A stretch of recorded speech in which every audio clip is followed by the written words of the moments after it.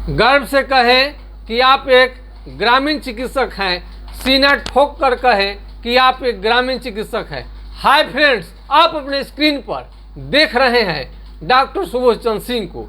GSMP clinic and news channel के अंतर्गत कतार सिंह कमेटी 1973 में ये सिफारिशें लागू कर दी हैं कि 5000 की जनसंख्या पर एक महिला स्वास्थ्य कार्यकर्ता, एक पुरुष स्वास्थ्य कार्यकर्ता, यानी एक एक ग्रामीण चिकित्सक को प्रशिक्षित करके ये इनको नौकरी पर लगाया जाए। WHO की रिपोर्ट के अनुसार ये ग्रामीण चिकित्सकों को यदि प्रशिक्षित नहीं किया गया तो सरकार का जितना स्कीम है सारे के सारे फेल हो जाएंगे और आम जनता तक पहुंच नहीं पाएगा। WHO का कहना है हेल्थ फॉर ऑल, सभी के लिए स्वास्थ्य, यानी बड़ा से लेकर छोटे व्यक्ति तक स्वस्थ रहेंगे तभी आपका देश और दुनिया समाज स्वस्थ रहेगा। यदि उसमें एक भी व्यक्ति छूट जाता है उस बीमारी का तो फिर से बीमारी पनपने लगता है।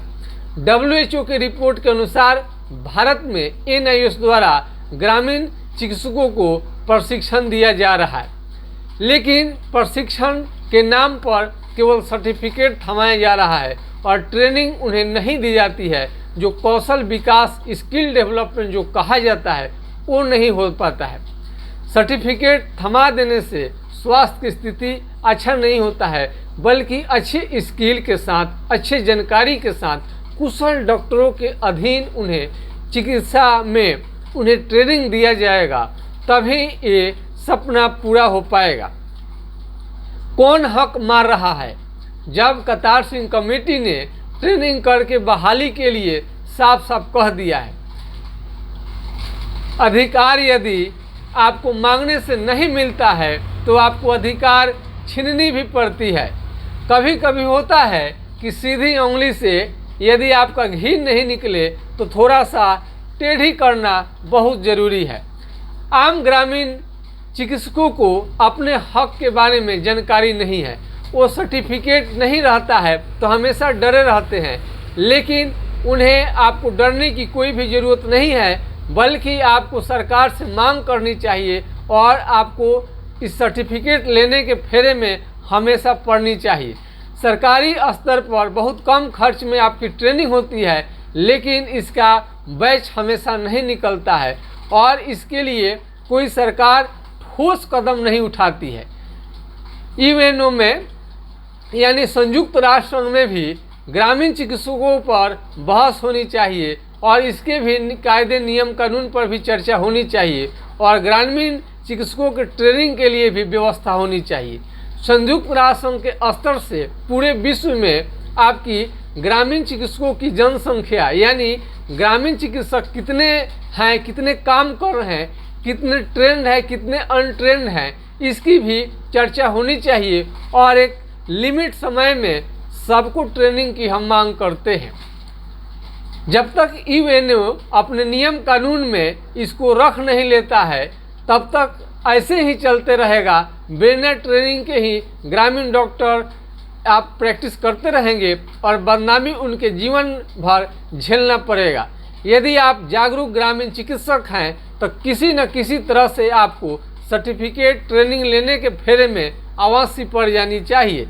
चाहे जैसे भी हो, आपको ट्रेनिंग लेनी चाहिए और एक बैनर तले आपको काम करनी चाहिए। रोगी को देखना क्लिनिक से घर या घर से क्लिनिक तक ही अपने को सीमित न रखें, बल्कि राजनीति से भी जोड़ें, बढ़ चढ़ कर हिस्सा लें और बिना ग्रामीण डॉक्टर के वोट के बिना ये आपका ग्राम का जो मुखिया का चुनाव होता है, सरपंच का चुनाव होता है, वो संपन्न ही नहीं हो पाएगा और बिना डॉक्टर साहब से मिले मुखिया और सरपंच का भी काम नहीं चलता है, क्योंकि ग्रामीण डॉक्टरों के हैंड में भी बहुत सारे लोग रहते हैं और ग्रामीण डॉक्टर गांव के लिए भगवान है और उनकी मान प्रतिष्ठा भी गांव में बहुत ज़्यादा है।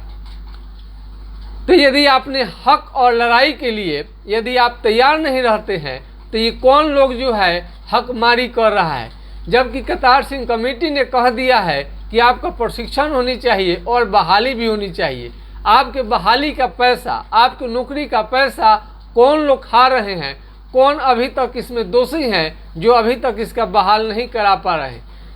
लोग अपने कर्तव्य के प्रति अब जब तक गंभीर न हो, ग्रामीण डॉक्टर अपने कर्तव्य को नहीं जानेंगे और अधिकारों को नहीं जानेंगे, ऐसे ही डरते डरते प्रैक्टिस करेंगे तो उनके जीवन को बर्बाद हो सकता है।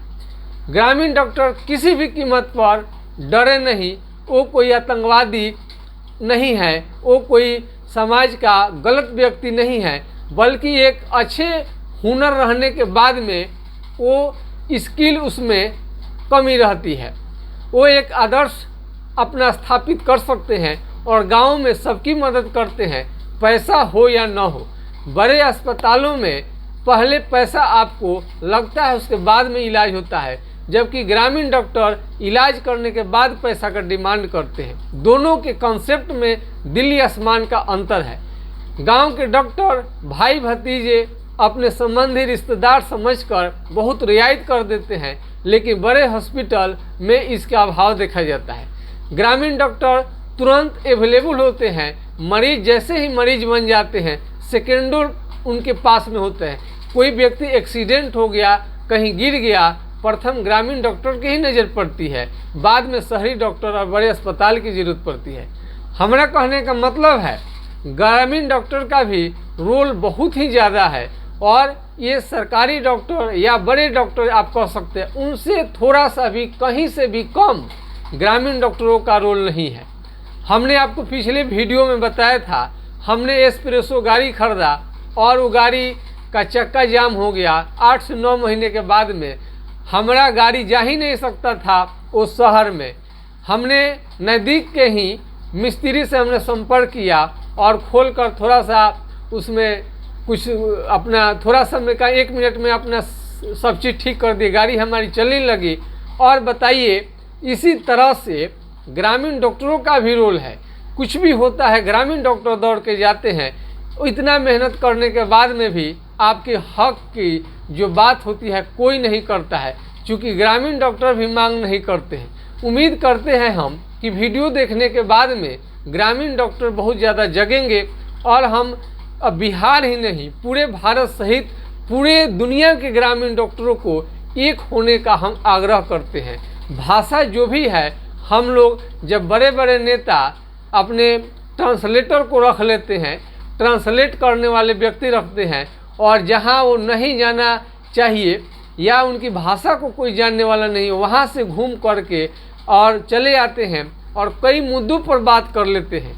क्या यही व्यवस्था ग्रामीण डॉक्टरों के लिए भी लागू हो सकता है? यदि भाषा की अगर बात नहीं रहे तो हम नेपाल के ग्रामीण डॉक्टर, बांग्लादेश के ग्रामीण डॉक्टर, यानी अमेरिका हो, ब्रिटेन हो, हर जगह पर ग्रामीण डॉक्टर हैं। और ग्रामीण डॉक्टर का कोर्स एक अलग प्रकार का कोर्स होता है, मिश्रित कोर्स होता है, सभी पैथियों को मिलने वाला कोर्स होता है। इस कोर्स का जवाब नहीं है। और ख़ास बात है, एसी में बैठकर जो भी डॉक्टर सिलेबस तैयार करते हैं ग्रामीण डॉक्टरों का, वो कुछ नहीं कर पाएंगे।